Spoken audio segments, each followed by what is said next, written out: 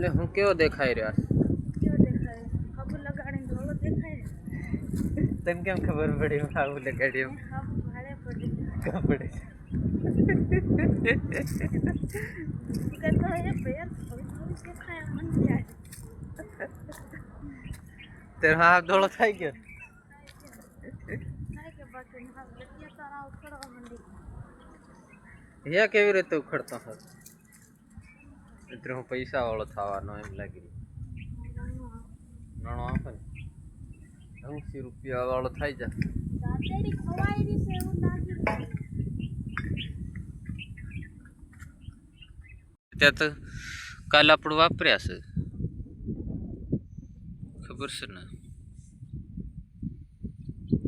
ચોકી ના લે તો કાનો બેતીને કિલા લીયા તો સર ફાયદો પડે સેલ બી થાય